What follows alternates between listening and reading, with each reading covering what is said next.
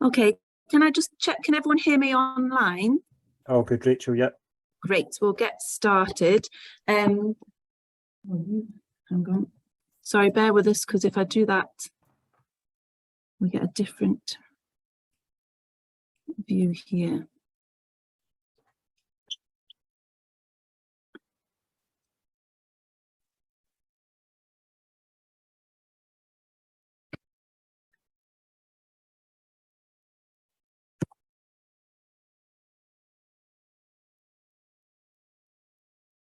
Right.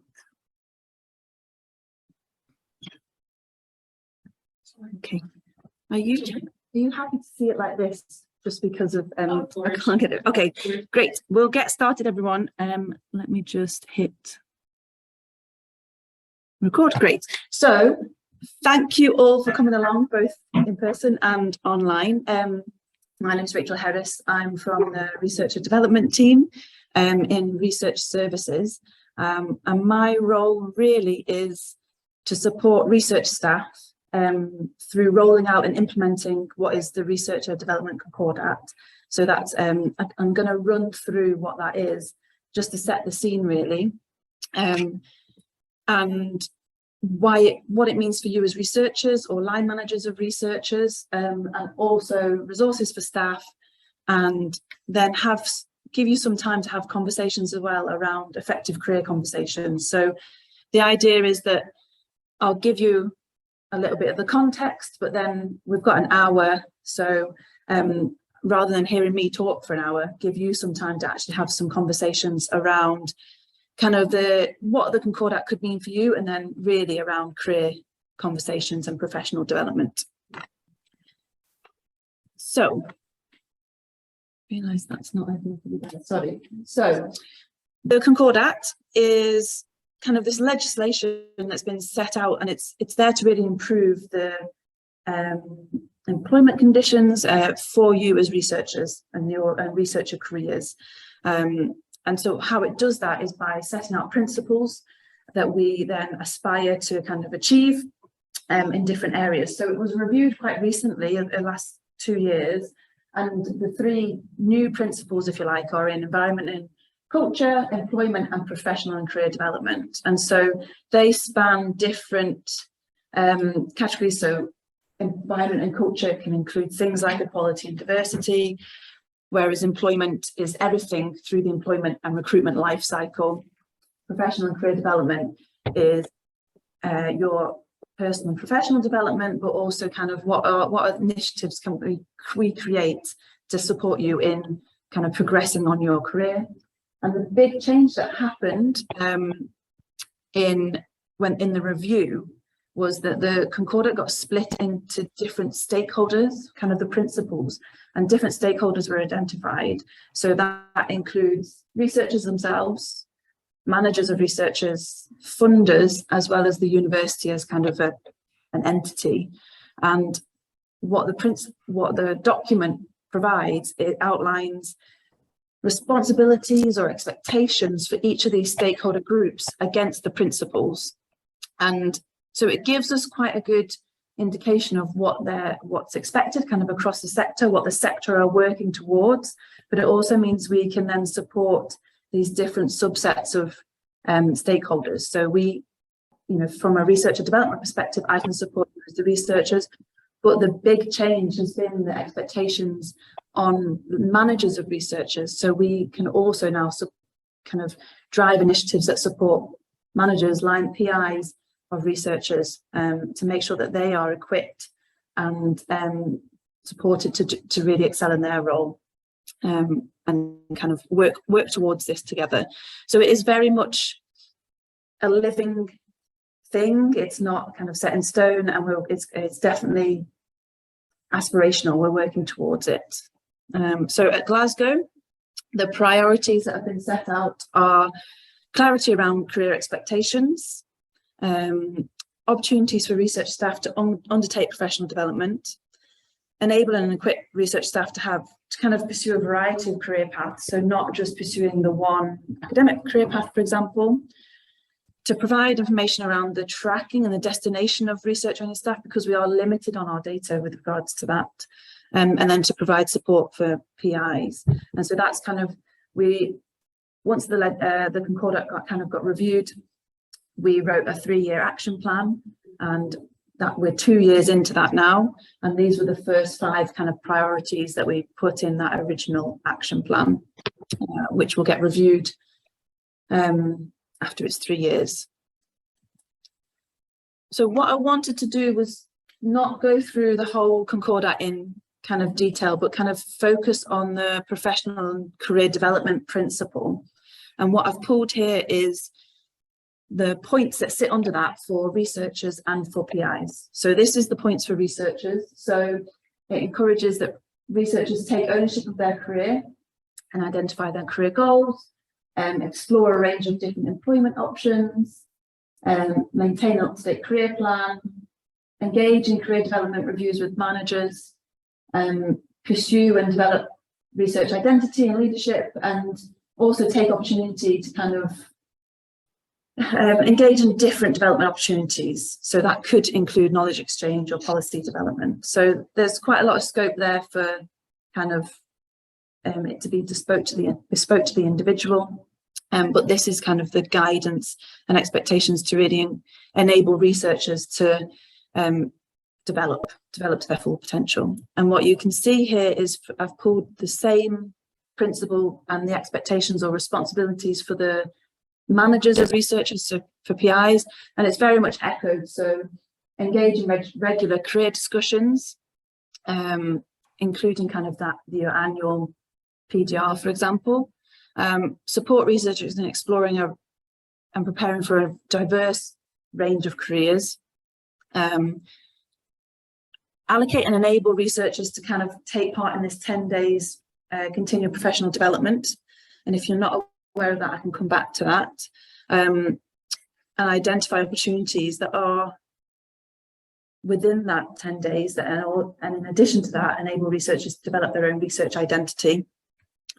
And then also kind of show good practice in terms of promoting actually uptake of professional development and development opportunities.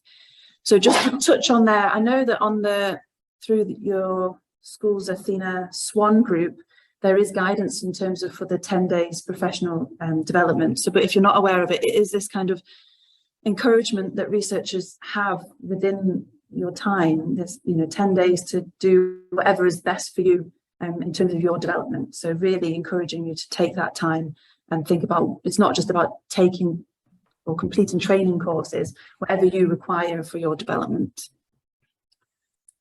So where are we at so far with the Concordat?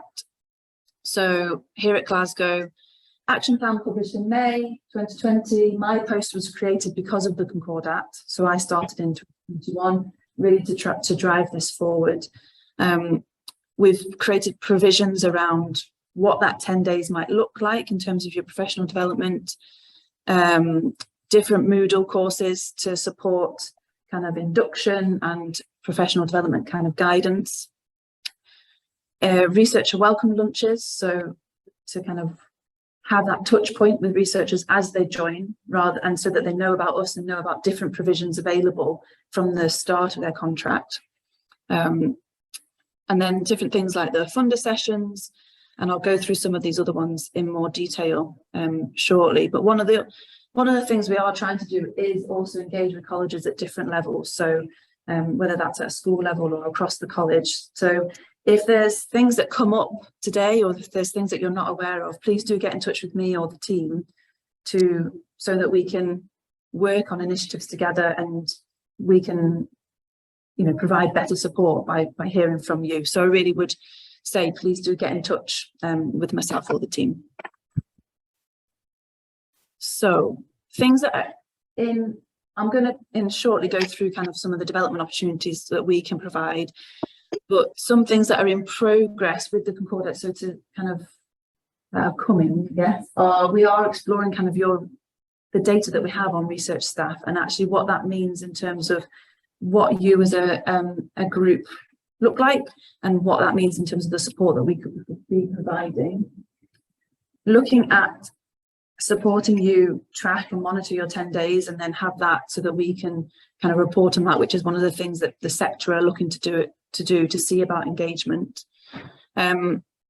Creating things like exit surveys, again, so that we can get more information from you and increase that communication.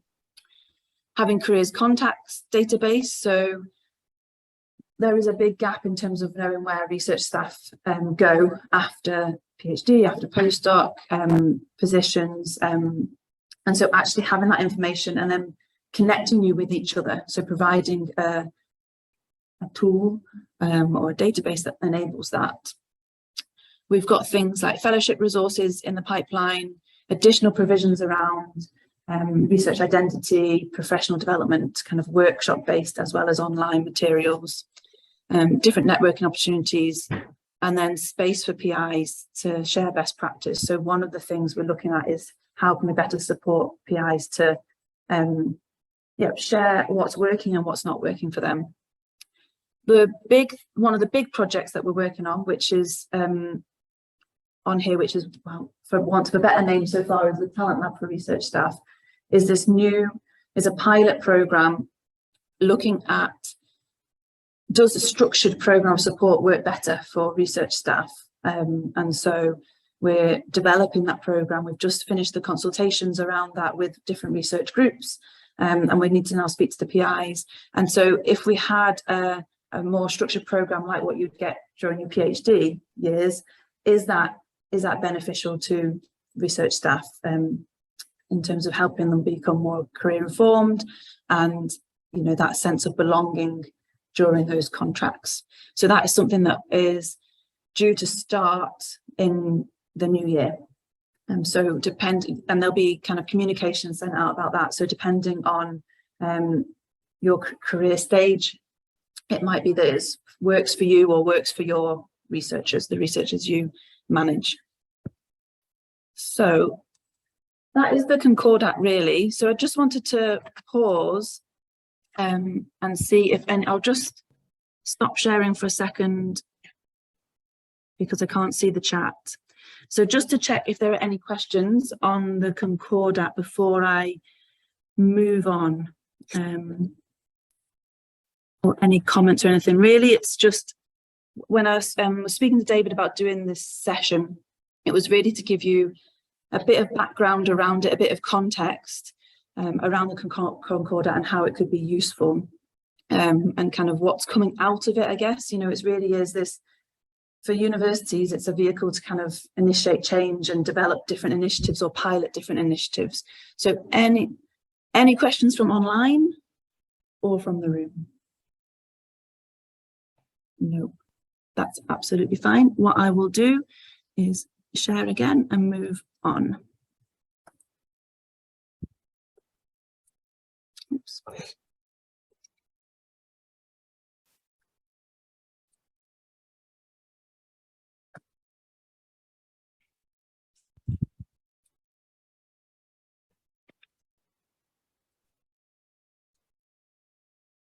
Okay, so this is really just to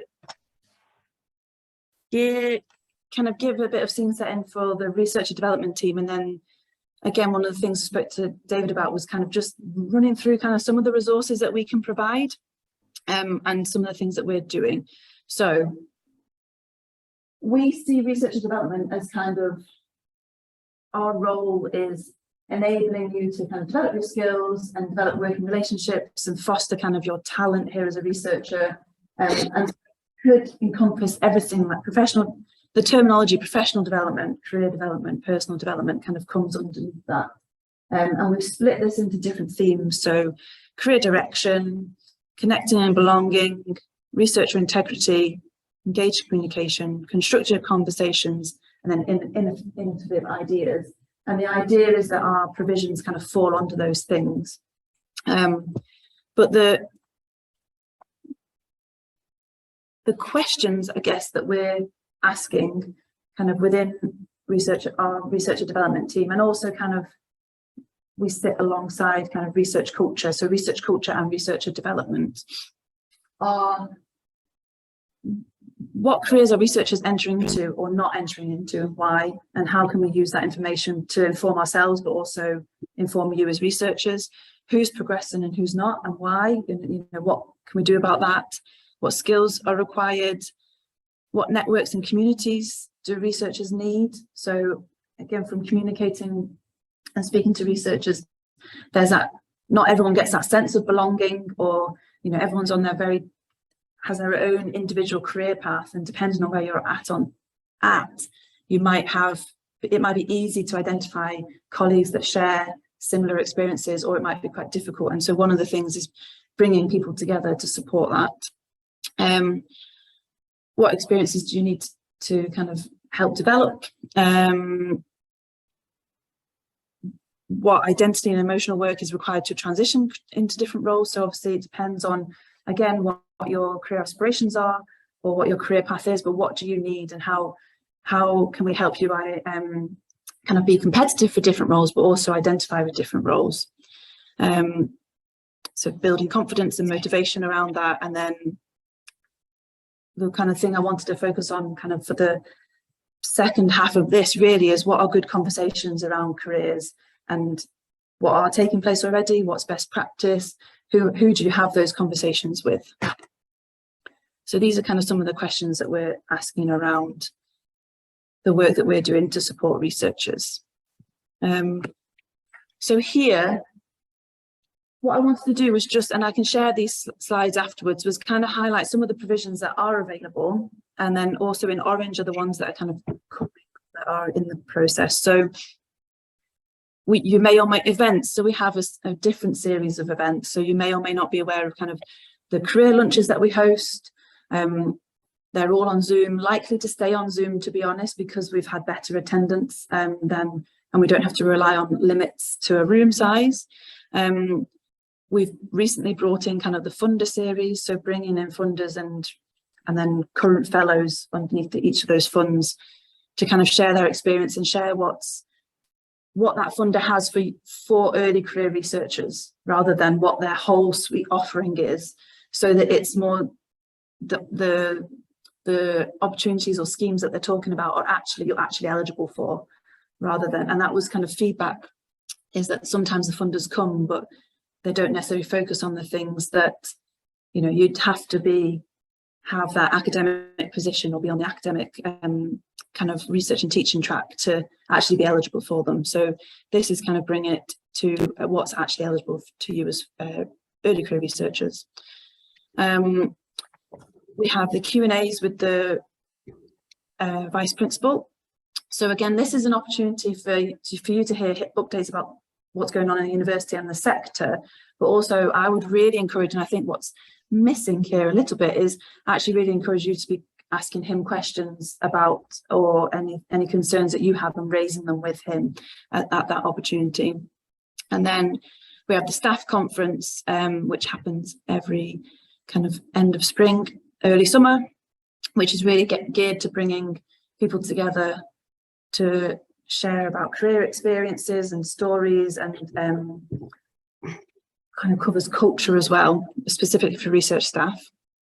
And for those that haven't heard of it, the Crucible, so that's actually starting today for this year, but is this kind of leadership development program for researchers that are a little bit kind of further on in the kind of career stage of early career researchers. And it starts with a residential program of bringing you all together from across the 4 colleges, and kind of focuses on your development and collaborations. So if you haven't heard of that, keep an eye out for next year for applying, because I think it's a really beneficial program to kind of getting you to just interact with colleagues from across the college. Different networks, so we have the postdoc forum, we have what is Coffee Connect. So if you're not on that, it's basically just an email chain about pairing you with different people each month to kind of make those kind of random connections in a very light touch way. So it could be a conversation, it could be a 5-minute conversation, it could be a half an hour conversation about anything, and it's just a random pairing every month. In terms of networks and communities, things that are coming include, so this won't be the name of it, but for want of a better word, Parents Network. So in terms of support and space for people that are either considering becoming parents, are about to be parents, or currently parents, to bring you together, to bring you to then bring in the experts to provide information, but also then for you to be able to network together. And then the other networks that we're looking to develop, and we just had a consultation about this a couple of weeks ago, was the Fellows Network. So again, not the final name, but for, again, want of a better word so far, is so people that are research fellows or who identify as research fellows, bringing you together again as this kind of subset of research staff that will have bespoke needs, and again for that peer support, but also for then us to engage with you and create support that you require. So those are two networks that should be coming in the following year. Mentoring, so I know within the school you have mentoring schemes that are already established, and so we provided additional mentoring schemes to those. So one of them is where you as the research staff are actually the mentors to PGRs around their thesis writing, and so this is an opportunity for you to be in that leadership role and mentor PGRs and support them in their writing and sharing your experience of that. And then with the new one that's coming, which has just been recruited for, is Catalyst Mentoring, which is where you as the research staff are the mentees, and we pair you with an academic staff member, and then it's very open in terms of what that relationship kind of covers. You're matched based on what you kind of would like mentoring in, and I think matched with someone outside of definitely your immediate vicinity, potentially even outside of your college. So again, broadening your network and broadening the people that are giving you advice and interacting. So that's around mentoring.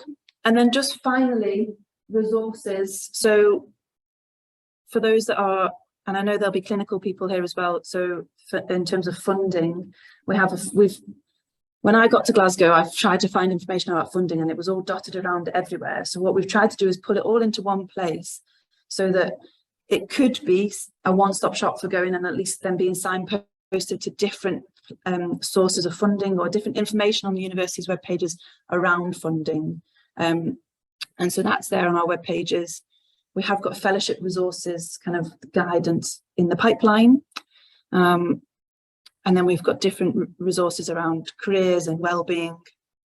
And I've already mentioned the welcome lunches. So you should, if you're new to Glasgow, get an email from us inviting you to a welcome lunch, which is online currently, but hopefully will move to being on campus at some point shortly. And really is a chance for you to just meet us, and also meet other researchers that are new to Glasgow. Hear a little bit about what we can do, but also just make connections and grow your network. And the other thing that was in the pipeline is that currently you probably get a lot of emails just from me about different opportunities, and we're going to try and distill that into a newsletter so that the comms is more concise, rather than it being kind of emails as and when things arise, if you like. So that's kind of on our priority list, I guess, to improve our communications with you as a group. So last bit from me really is, on our web pages, there's information about us, but there's also information about making use about the whole university. So the different colleges have different support. So within MVLS, there's the Nerds Network. You've obviously got the work of the Athena Swan group that goes on within the School of Health and Wellbeing.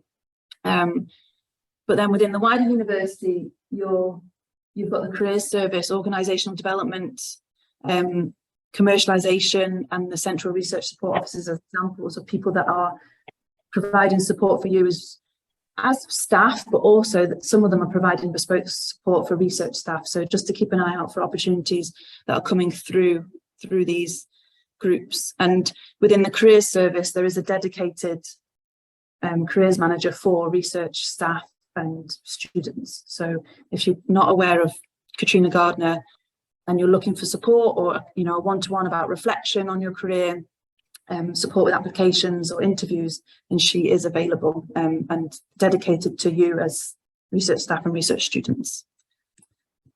So I'm just going to stop there and stop sharing and ask if there are any questions at all on any of that. Anything from the room? No. Anything from online? Hi Rachel, thanks so much for that. I've just got a quick question, if that's all right. And I suppose Go for it. part of my question relates to how best we can ensure that line management or PIs related to our own career development, properly understand what the Concordat actually is there for. And, within the school, we're trying our best to think of different approaches, but we're happy to listen to any of your own ideas as well, that we can, bring these conversations up as well. Yeah, so definitely. So I think one of the things that we're doing, or that I've been doing, is going around and doing sessions that are for PIs as well. So so very similar kind of to the first part that we shared with you around the Concordat, but kind of aiming it at the PIs and line managers. So it's giving it them for their perspective rather than for the researchers. So I think from my perspective, one of the things is kind of making sure that people are aware of actually what the Concordat is and why it's here. And then I think for me, it's about connecting a lot of the dots. So there'll be touch points that line managers have around career development, but whether the resources are signposted to and the support is available, kind of, for example, we've started doing this kind of induction, this, very, very light touch welcome induction. Hi, these are the resources that are available to you as a research staff member.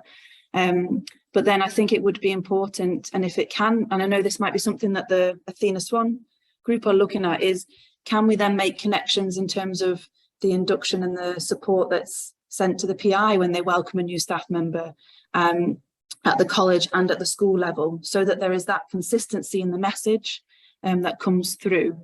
I think one of the big areas of work for us is around the support for PIs and research leaders in terms of making sure that they have all the correct information. When it comes to career support, I think there's a lot of PIs or line managers of researchers potentially will never have had a career outside of the academic career path. And so then, they've got researchers that they're managing who will be exploring careers outside of that career path. And so expecting them to be able to do all of that is quite high expectations. So making sure that they're aware that they can get support from us, they don't have to go it alone. And I think that's an area of work that we're going to be focusing on. And I think for the Fellows Network could be one space that, while it might be that one space that research fellows who are likely potentially to be becoming new PIs, they could be sharing best practice or sharing how they've approached, starting that line management of researchers, and start how that kind of then feeds into their kind of good practice as a line manager, if you like.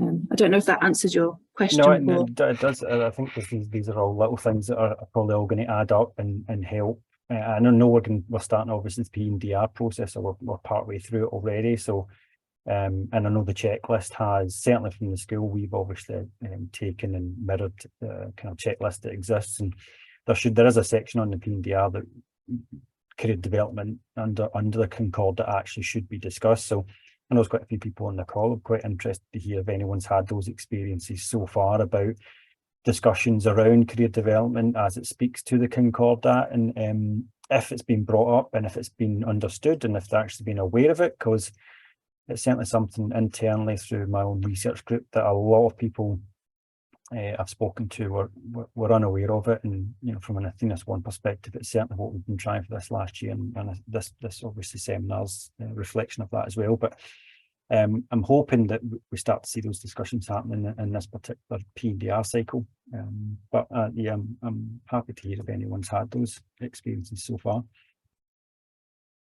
Yeah, and I think that might lead quite nicely into, because that's what I would quite like people to have discussions about, which is not just the PDR part, but kind of linking to what is your experience of good and bad career conversations. So around If you are, I know we have a mix of people that will be in the room, some that are researchers and some that also have line management responsibilities. So what is your experience on both sides of that in terms of starting those career conversations, the frequency of them in terms of, is it only during the PDR or is it outside of that?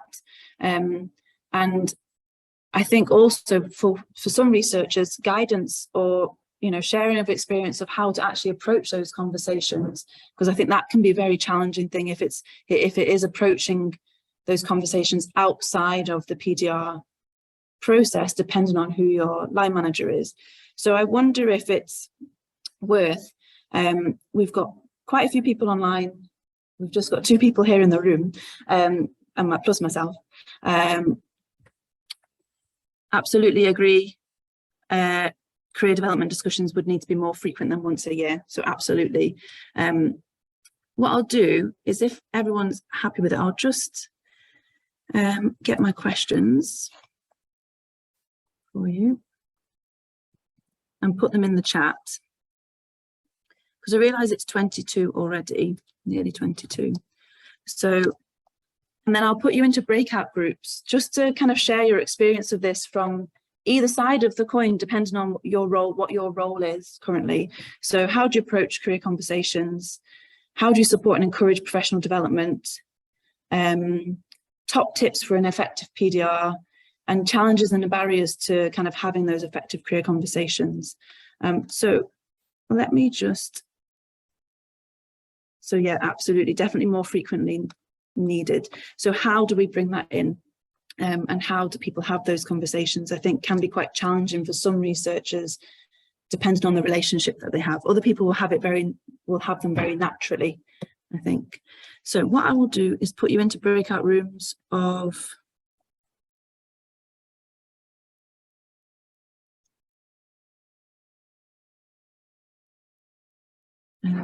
about, that should put, so I'm just going to assign you randomly, and I'll give you maybe 10 minutes to have a conversation around this and just share your experiences, and then we can come back and we can have a kind of discussion, see if what kind of has been brought up. So any questions before I put you into breakout rooms for the people online? I will still be here, can answer the chat, obviously, if you would like. This is my first time doing in-person, on campus and online, so hopefully it's working for you that's online and for the people that are here in the room. So I'll put you into the breakout rooms, and I'll give you just a minute warning when we're going to close the breakout rooms. But those are the questions there. Okay.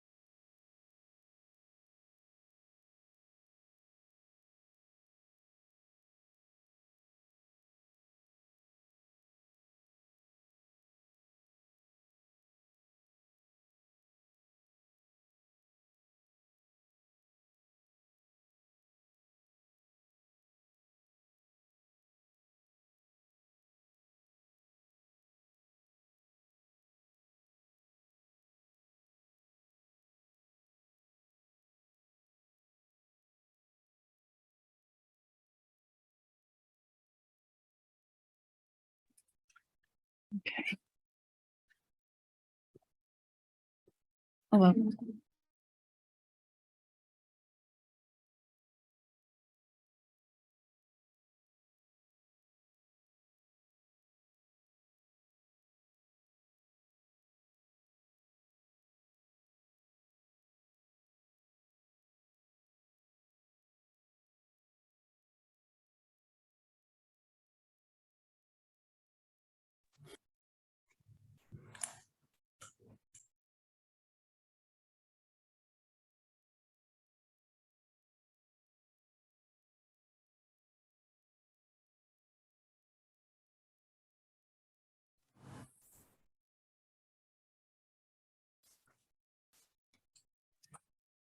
Welcome back, everybody. We'll just wait for the last few people to come in.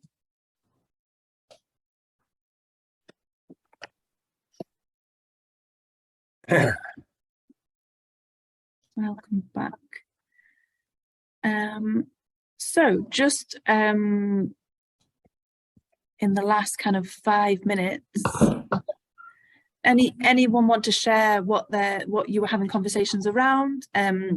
Anything that kind of came up that you would like to share with us? And I can then offer insight from what we were talking about in the room as well, but I'll go online first because there's more of you. So anyone want to go shout out?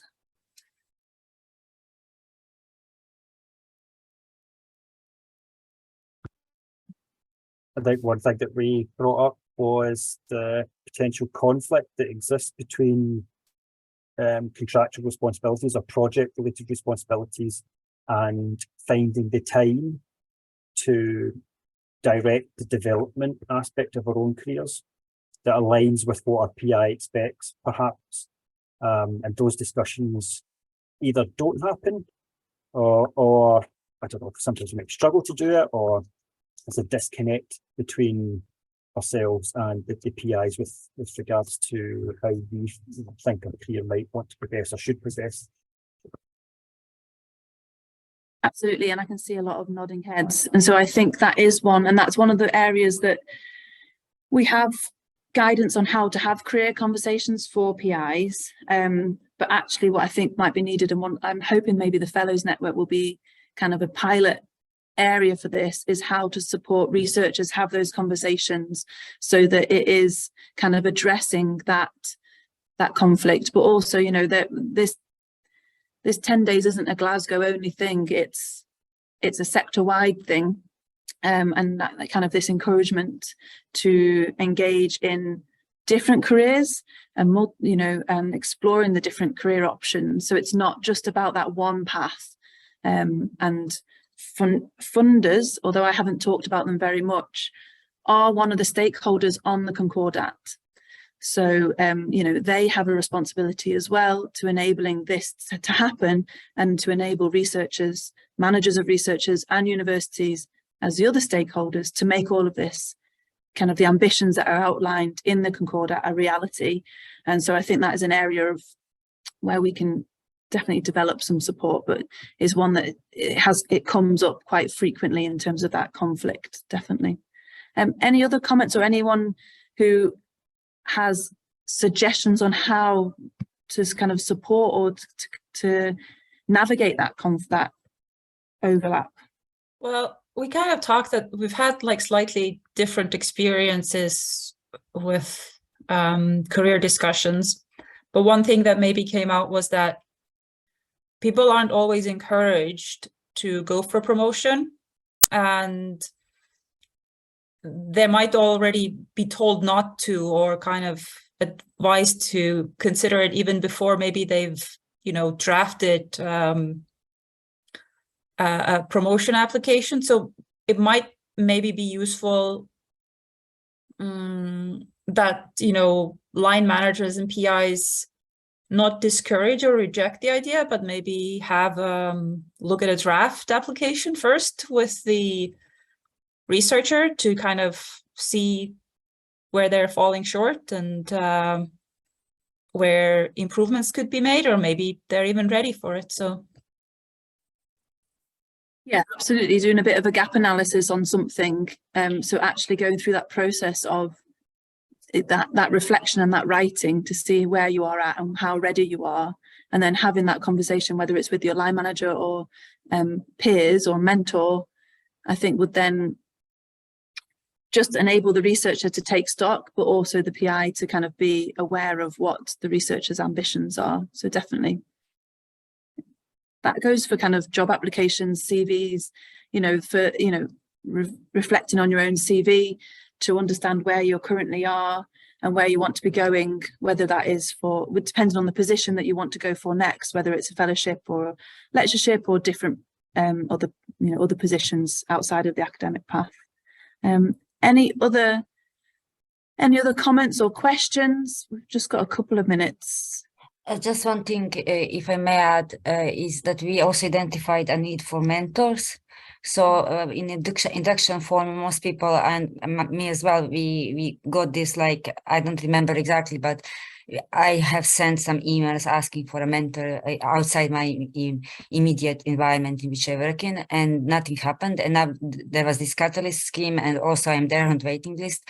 So it would be nice that there, what are the options, and that there are actually options to have a mentor outside your own research group, and to discuss these things with.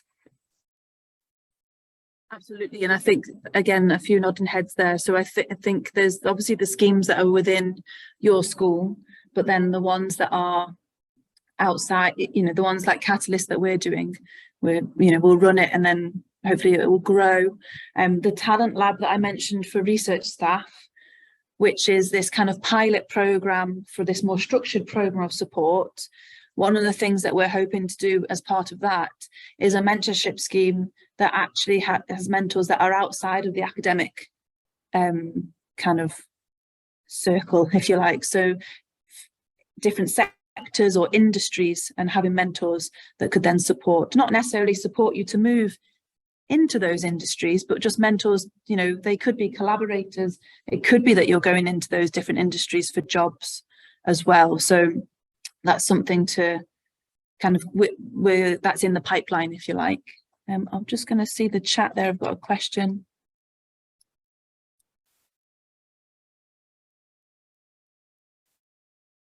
So looking for different schemes. So Julie, is that around funding? Just in general, a lot of the schemes, when you look into the eligibility for them, seem to be more focused, understandably, towards PhDs or first 5 years of your career. So if you are not one of those people, then there's not much out there, or at least it feels like there's not much to be able to find out there. Yeah. And I think I realise it's 1 o'clock, so just to answer that and then to kind of close. So I think in terms of, that's one of the reasons that one of our priorities is around career destinations, and actually where do researchers go and what are the options available to you, so that we can actually expose more of these opportunities, because I think it is extremely difficult to know what's available and, you know, the different paths that people have taken. So hopefully that will shed some light and maybe, you know, share some better information, better data with yourselves. But then what we were talking about in the room here was around funding, and we have the funding page, but if you're not aware of it, you as staff or students here at Glasgow should have access to Research Professional, which is a database of funding. So I can share a link with that after the session, and basically you log in with your university login, and you can set up alerts based on your career stage, based on what you're looking for, whether it's travel grants, whether it's fellowships, and then, you know, that will filter it. And it takes a little bit of time to kind of get the filtering right for you. But that is a resource that's available to you to start kind of finding different pots of money. So if that's what you are looking for, I would really recommend just having that set up as an alert, and then you can obviously edit it as you progress on your career to suit the stage that you're at. So thank you all. I know it's past 1 o'clock, so I just want to say thank you for coming along for the session. For those that are in the room here, thank you, and for those that are online, And I will send around the slides and a link to Research Professional afterwards. Yeah, any questions? For those online, because I've not had my video on, I will actually be going off on maternity leave in a couple of weeks, but we do have the research and development team here to support you. So please do get in touch with us. Any queries about support, whether you're a PGR student, you know, or whether you're research staff or whether you're a line manager, get in touch with us so that we can then support you or take on your, you know, ideas and build them into kind of our provisions. We really want to be hearing from you as the researchers. So thank you very much. I'll stay online for a little minute if you do have any questions. If not, thank you to everyone in the room. Sorry, I'm speaking to the computer. And thank you all for joining us, and have a good afternoon.